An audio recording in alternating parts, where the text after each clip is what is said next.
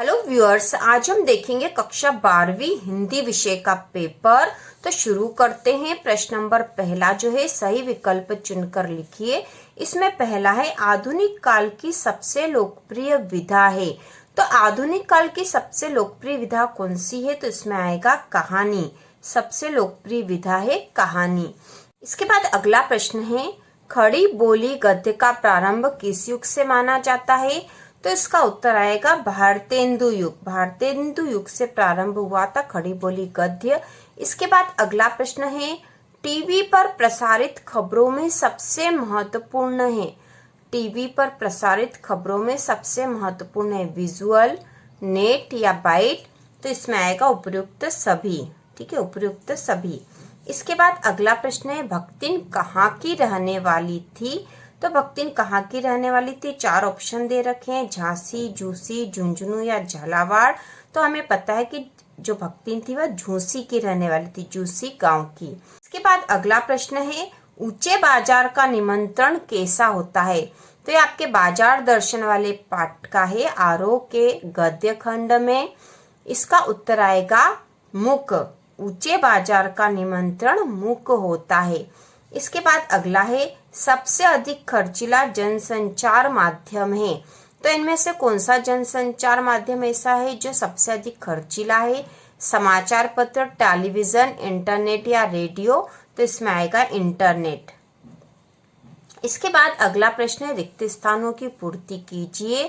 तो इसमें पहला है निर्जा की रचनाकार है। तो निर्जा की रचनाकार इनमें से कौन है? यहाँ 2 ऑप्शन दे रखे हैं, महादेवी वर्मा या सुभद्रा कुमारी चौहान। तो इसका उत्तर आएगा महादेवी वर्मा। निर्जा की रचनाकार है महादेवी वर्मा। अगला प्रश्न है कुंवर नारायण ने जैसा प्रबंध काव्य रचकर भरपूर प्रतिष्ठा प्राप्त की।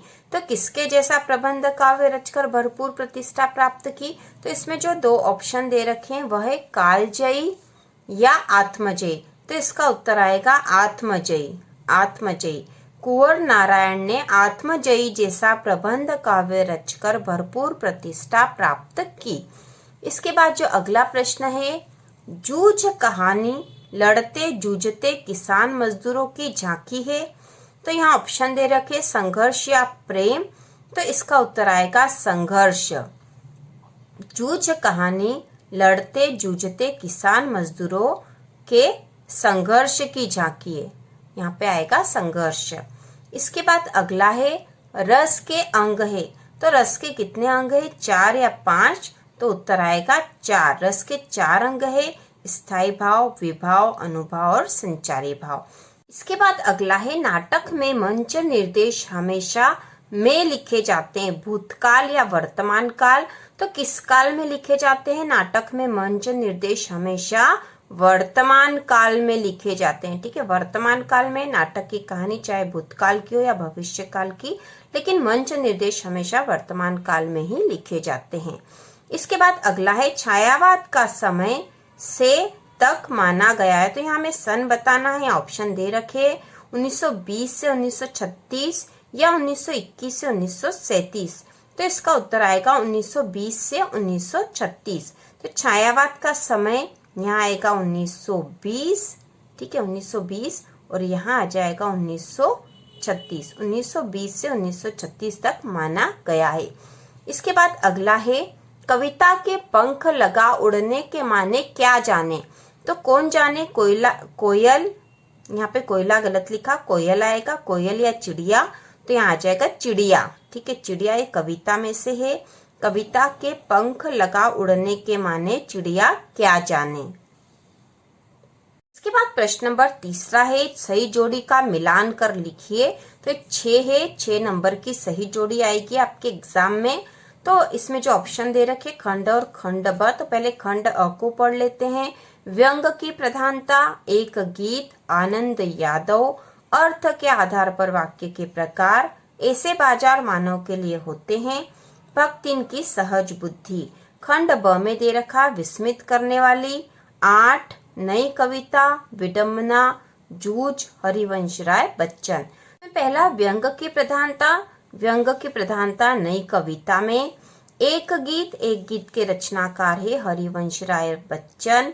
आनंद यादव की रचना है जूझ। इसके बाद है अर्थ के आधार पर वाक्य के प्रकार। तो हमें पता है अर्थ के आधार पर वाक्य के 8 प्रकार होते हैं, तो इसकी जोड़ी 8 से बनेगी। इसके बाद है ऐसे बाजार मानव के लिए होते हैं। तो ऐसे बाजार मानव के लिए कैसे होते हैं, तो यहाँ आ जाएगा विडंबना। इसके बाद है भक्तिन की सहज बुद्धि। भक्तिन की सहज बुद्धि विस्मित करने वाली थी।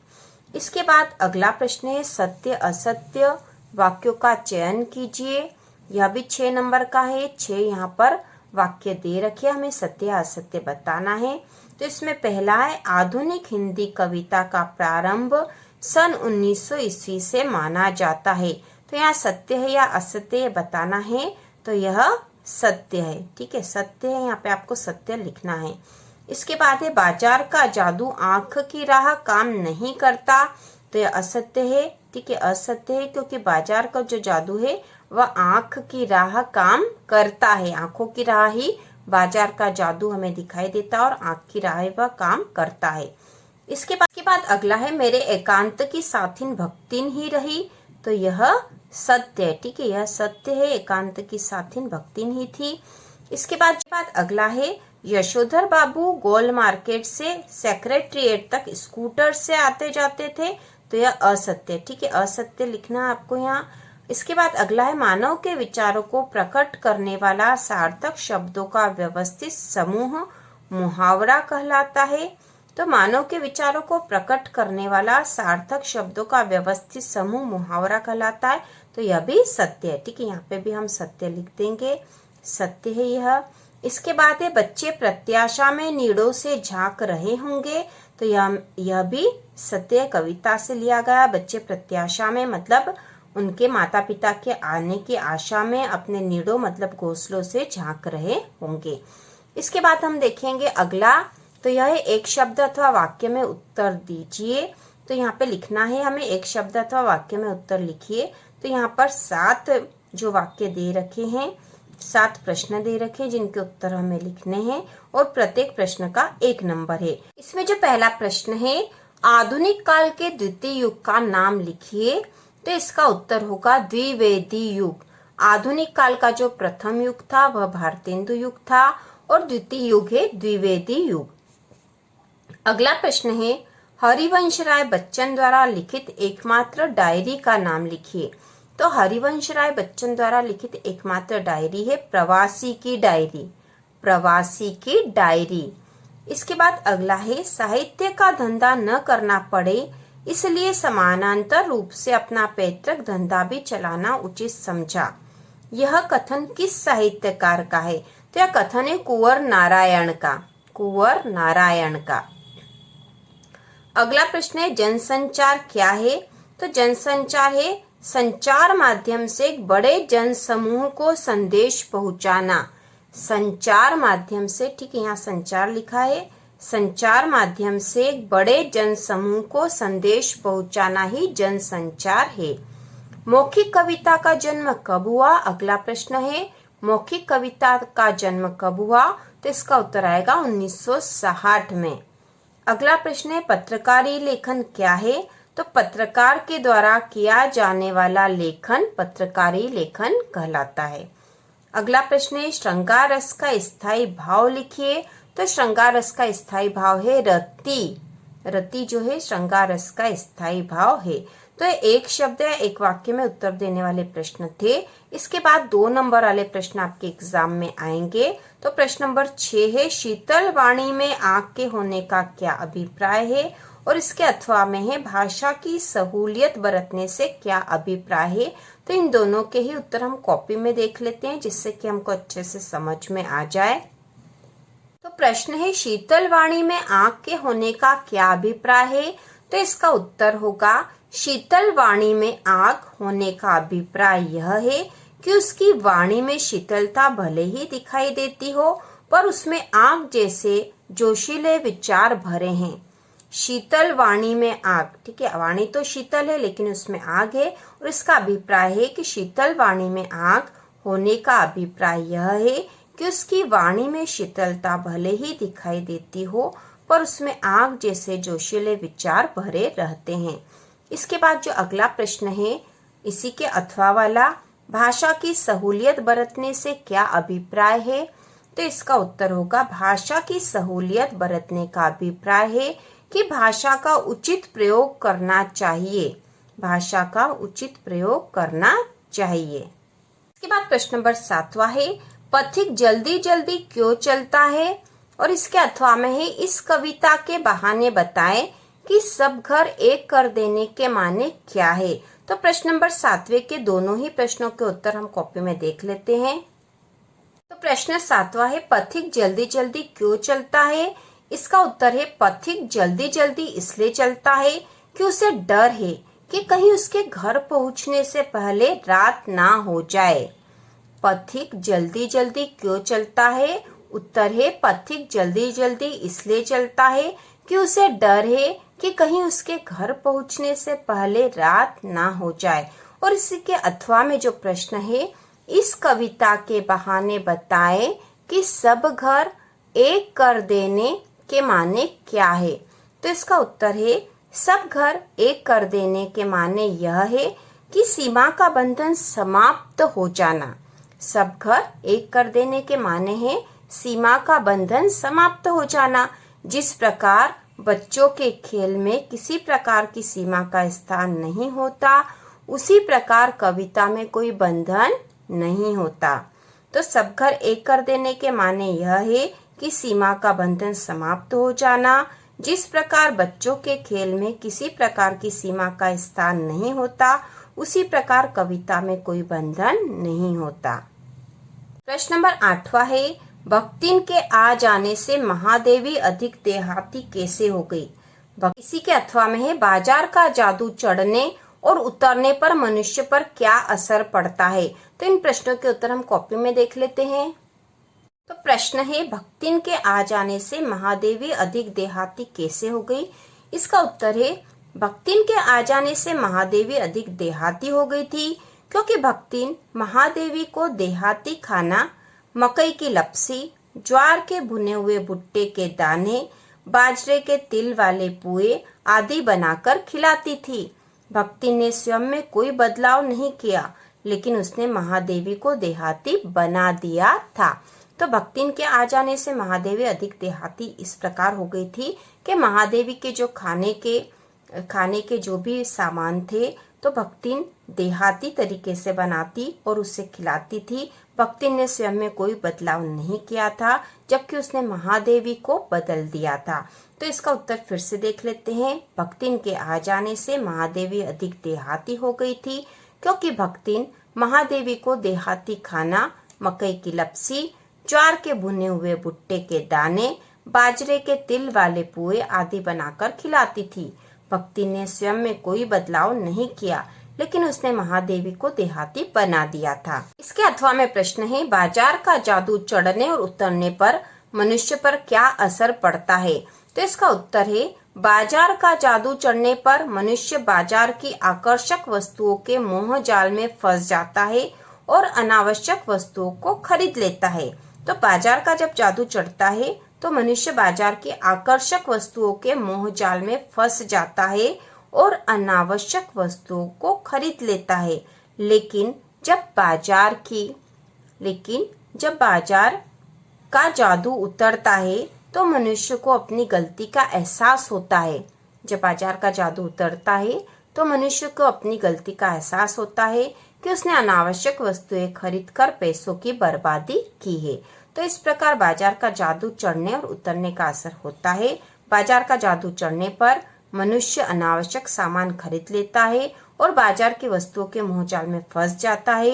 लेकिन जब बाजार का जादू उतरता है तो उसे एहसास हो जाता है कि उसने अनावश्यक सामान खरीदे और इस तरह से उसने अपने पैसों की बर्बादी की है। इसके बाद अगला प्रश्न नंबर 9 है, सिल्वर वेडिंग पाठ में जो हुआ होगा वाक्य की आप कितनी अर्थ छवियां खोज सकते हैं, लिखिए। और इसके अथवा में है, जूझ पाठ की विधा का नाम लिखते हुए आनंद यादव जी की कोई एक रचना का नाम लिखिए। तो इसका उत्तर देख लेते हैं। प्रश्न था, सिल्वर वेडिंग पाठ में जो हुआ होगा वाक्य की आप कितनी अर्थ छवियां खोज सकते हैं, लिखिए। तो इसका उत्तर है, जो हुआ होगा वाक्य पाठ में पहली बार तब आता है जब यशोधर बाबू किशनदा के जाति भाई से उनकी मृत्यु का कारण पूछते हैं। उत्तर में उन्होंने कहा, जो हुआ होगा, यानी पता नहीं। जो हुआ होगा वाक्य से हताशा की भावना भी प्रकट होती है। इसके बाद अथवा में जो प्रश्न है, जूझ पाठ की विधा का नाम लिखते हुए आनंद यादव जी की कोई एक रचना का नाम लिखिए। तो इसका उत्तर है, जूझ पाठ की विधा आत्मकथात्मक उपन्यास। जूझ पाठ जो है आत्मकथात्मक उपन्यास है और आनंद यादव जी की रचना है नटरंग। क्योंकि हमें एक रचना का नाम लिखना था तो हम लिख देंगे नटरंग।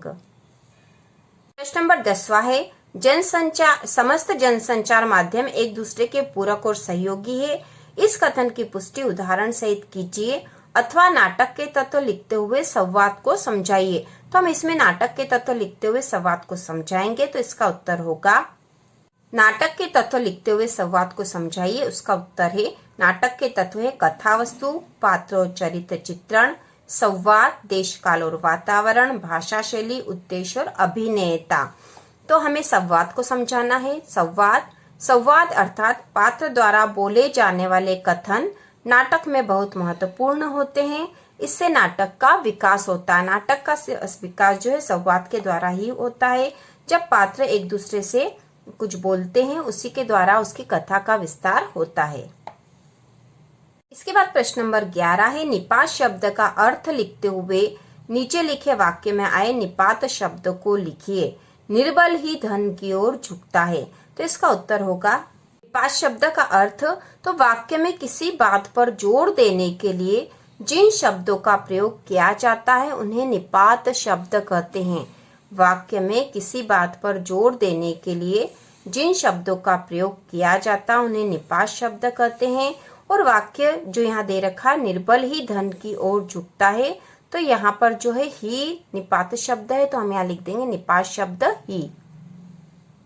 इसके बाद इसके अथवा में दे रखा है, हमारे मालकिन तो रात दिन किताबियन माँ गड़ी रहती है।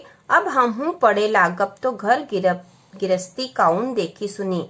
लोक भाषा के इस संवाद को समझकर खड़ी बोली हिंदी में ढाल कर लिखिए। तो इसे हम खड़ी बोली हिंदी में लिखेंगे तो यह होगा, हमारी मालकिन तो रात दिन किताबों में लगी रहती है। अब मैं भी पढ़ने लग जाऊंगी तो घर गृहस्थी कौन देखेगा। इसके बाद प्रश्न नंबर 12 है, निर्देशानुसार वाक्य रूपांतरण कीजिए। इसमें 2 वाक्य दे रखे हैं। सूर्योदय होने पर अंधकार जाता रहा, इसे संयुक्त वाक्य बनाना है। और ब है, प्रत्येक व्यक्ति जानता है कि अमिताभ बच्चन कौन है, इसे सरल वाक्य बनाना है। और इसके अथवा में दे रखे मुहावरों, निम्नलिखित मुहावरों के अर्थ लिखते हुए वाक्य में प्रयोग कीजिए। तो यहाँ मुहावरे दे रखे, अंगद के पैर होना और अंगूठा दिखाना।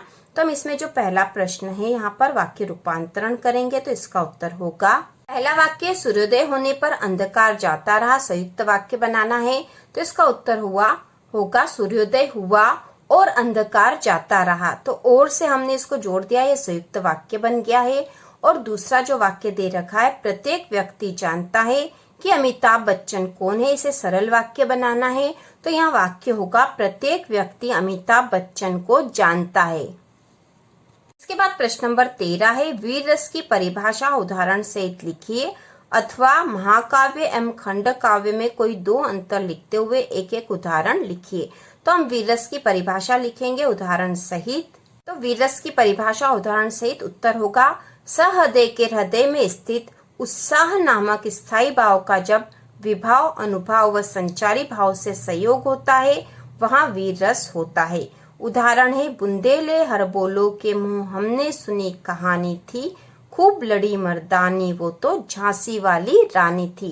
तो यहाँ पे वीर रस की परिभाषा उदाहरण सहित हो गई है। इसके बाद प्रश्न नंबर 14 है, भारतेंदु युग की कोई 2 प्रवृत्तियां लिखिए अथवा छायावाद की कोई 2 विशेषताएं लिखिए। तो हम यहाँ भारतेंदु युग की 2 प्रवृत्तियां लिख लेते हैं। तो इसका उत्तर होगा, भारतेंदु युग की 2 प्रवृत्तियां, पहली है ब्रज भाषा व मुक्तक शैली का प्रयोग किया गया है और दूसरी है देशभक्ति व समाज सुधार विषयों पर कविताएं लिखी गई। ब्रज भाषा व मुक्तक शैली का प्रयोग किया गया और दूसरी है देशभक्ति व समाज सुधार विषयों पर कविताएं लिखी गई। इसके बाद अगला प्रश्न है साक्षात्कार का अर्थ लिखते हुए उसका महत्व लिखिए अथवा कविता के प्रमुख घटक लिखिए। तो हम यहाँ कविता के प्रमुख घटक लिखेंगे। इसका उत्तर होगा कविता के प्रमुख घटक इस प्रकार है, भाषा, शैली, बिंब, छंद और अलंकार। इसके बाद अगला प्रश्न नंबर 16 है कुंवर नारायण अथवा हरिवंश राय बच्चन की दो रचनाएं लिखते हुए काव्यगत विशेषताएं लिखिए। तो इसके लिए अलग से वीडियो बना हुआ है, उसमें आप आसानी से इनके कवि परिचय और लेखक परिचय देख सकते हो। दूसरा है 17 महादेव वर्मा अथवा जैनेन्द्र कुमार की दो रचनाएं लिखते हुए भाषा शैली पर प्रकाश डालिए। तो यह भी आप उस वीडियो में देख लीजिए, चैनल की लिंक पर दे रखा है। इसके बाद है प्रश्न नंबर 18, नीचे लिखे अपठित गद्यांश पद्यांश को ध्यानपूर्वक पढ़कर प्रश्नों के उत्तर लिखिए। गद्यांश दे रखा, मनुष्य का जीवन बहुत संघर्षमय होता है, उसे पग पग पर कठिनाइयों का सामना करना पड़ता है, फिर भी ईश्वर के द्वारा जो मनुष्य रूपी वरदान की निर्मित इस पृथ्वी पर हुई है, इससे मानव धरती का रूप ही बदल गया है। यह संसार कर्म करने वाले मनुष्यों के आधार पर ही टिका हुआ है। देवता भी उनसे ईर्ष्या करते हैं। मनुष्य अपने कर्म फल के कारण श्रेष्ठ है, धन्य है मनुष्य का जीवन। तो यहाँ प्रश्न दे रखा है उपयुक्त गद्यांश का उचित शीर्षक लिखिए। तो इसका उचित शीर्षक हो जाएगा मनुष्य का जीवन। ठीक है, उचित शीर्षक है मनुष्य का जीवन, क्योंकि मनुष्य के जीवन के बारे में ही यहाँ बताया गया है। दूसरा है मनुष्य किस कारण श्रेष्ठ माना गया है। तो इसका उत्तर होगा मनुष्य अपने कर्मफल के कारण श्रेष्ठ है। मनुष्य अपने कर्मफल के कारण श्रेष्ठ है, इसका उत्तर है। और तीसरा मनुष्य का जीवन कैसा होता है। तो मनुष्य का जीवन कैसा होता है, इसका उत्तर यहाँ पर है मनुष्य का जीवन बहुत संघर्षमय होता है। ठीक है, तीसरे का उत्तर है मनुष्य का जीवन बहुत संघर्षमय होता है। तो इस प्रकार उत्तर हमें यहीं से चाट कर लिखना बहुत ही आसान है। और इसके अथवा में पद्यांश दे रखा है, निज भाषा उन्नति अहे सब उन्नति को मूल, बिन निज भाषा ज्ञान के मिटे नहीं को सूल। एक भाषा एक जीव एक मीन सब घर के लोग, तबे बनत है सवन सो मिटत मुड़ता सोग। तो यहाँ प्रश्न दे रखा है उपयुक्त पद्यांश का उचित शीर्षक लिखिए। तो पद्यांश का उचित शीर्षक हो जाएगा निज भाषा, यह उचित शीर्षक है। शब्दार्थ बताइए, निज मतलब स्वयं की, सूल मतलब कांटा। ज्ञान शब्द का वाक्य में प्रयोग कीजिए। तो हम ज्ञान शब्द का आसानी से वाक्य बना सकते हैं। हमें ज्ञान की आवश्यकता है, हमें विशेष ज्ञान प्राप्त करना चाहिए। इस प्रकार हम कोई सा भी वाक्य बनाकर लिख सकते हैं। इसके बाद प्रश्न नंबर 19 से भाव पल्लवन कीजिए। ईश्वर किसी विशेष धर्म या जाति का नहीं होता है। तो ये आप कर सकते हैं और इसके लिए अलग से वीडियो भी बनाए जाएंगे जिसमें भाव पल्लवन करके बताए जाएंगे बहुत ही आसान तरीके से। इसके अथवा में स्वच्छता अभियान में छात्रों की भूमिका विषय पर अनुच्छेद लिखिए। तो इसका अलग से वीडियो जल्द ही चैनल पर आएगा। इसके बाद है निम्नलिखित काव्यांश का संदर्भ प्रसंग सहित भावार्थ लिखिए। तो यहाँ पर 2 काव्यांश दे रखे जिनके संदर्भ प्रसंग सहित भावार्थ लिखने हैं। तो इसके लिए भी अलग से वीडियो आएगा, आप देख सकते हो। इसके बाद एक गद्यांश दे रखा है, पर मुझे रात की निस्तब्धता में अकेली न छोड़ने के विचार से कोने में दरी के आसन पर बैठकर बिजली की चकाचौंध से आंखें मिचियाती हुई भक्तिन। तो यह जो गद्यांश दे रखा भक्तिन पाठ का, इसका संदर्भ प्रसंग सहित व्याख्या करने हैं और संदर्भ प्रसंग सहित व्याख्या वाले वीडियो अलग से बनाए जाएंगे। इसके बाद ये जादू की सवारी उतरी कि पता चलता है फैंसी चीजों की बहुतायत आराम में मदद नहीं देती। तो यह बाजार दर्शन पाठ का है। इसके बाद है सचिव माध्यमिक शिक्षा मंडल मध्य प्रदेश भोपाल को कक्षा 12वीं की अंकसूची की द्वितीय प्रति भेजने के संबंध में आवेदन पत्र लिखिए, अथवा है अपने मित्र को वाद विवाद प्रतियोगिता में प्रथम आने पर एक बधाई पत्र लिखिए। तो प्रार्थना पत्र और पत्र के वीडियो अलग से आएंगे। इसके बाद है किसी एक विषय पर लगभग 120 शब्दों में निबंध लिखिए। तो यहाँ जो विषय दे रखे हैं वह वृक्षारोपण, समय का महत्व, विज्ञान वरदान या अभिशाप और विद्यार्थी जीवन और खेल। तो यहाँ पर इसके अलावा पर्यावरण प्रदूषण निबंध भी एग्जाम में आ सकता है और कोरोना महामारी पर भी निबंध आ सकता है। तो यहाँ पर हमने सारे जो क्वेश्चन देख लिए जो कि आपके एग्जाम में आने की पूरी संभावना है। तो इसी प्रकार के और वीडियो देखने के लिए कक्षा 12वीं की संपूर्ण तैयारी के लिए चैनल को सब्सक्राइब कीजिए।